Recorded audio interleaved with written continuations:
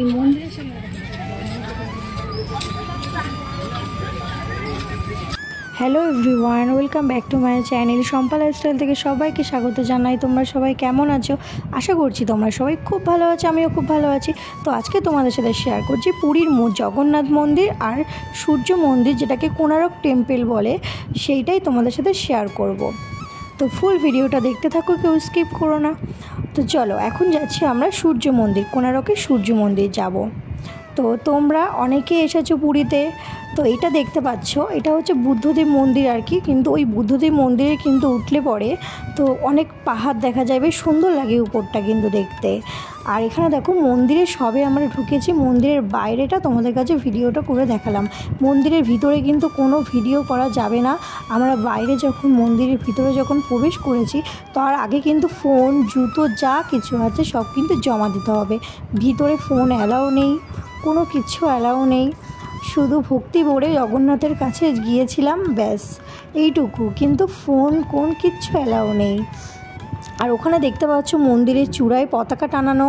আমরা যে টাইমে গেছিলাম সেই সময় কিন্তু মন্দিরের পতাকাটা কিন্তু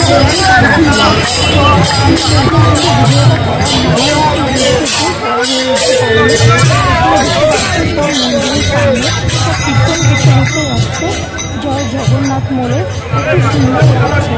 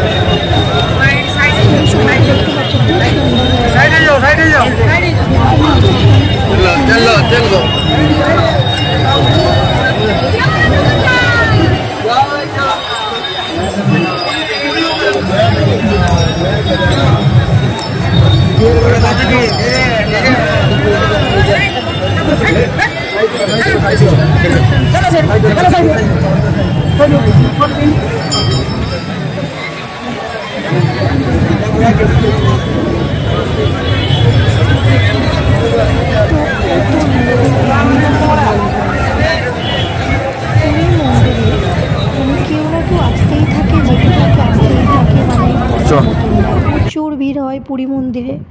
তো আমরা গিয়েছিলাম এটা কোণারক মন্দিরে যাওয়ার সময়, তার আগে পড়েছিল মিউজিয়াম।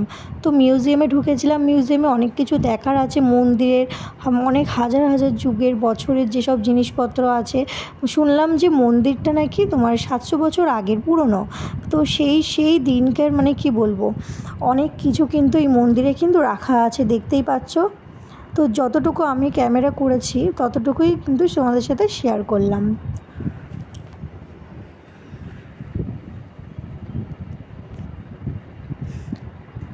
তো মন্দিরে ঢোকার মুহূর্তটা তোমাদের সাথে শেয়ার করছি।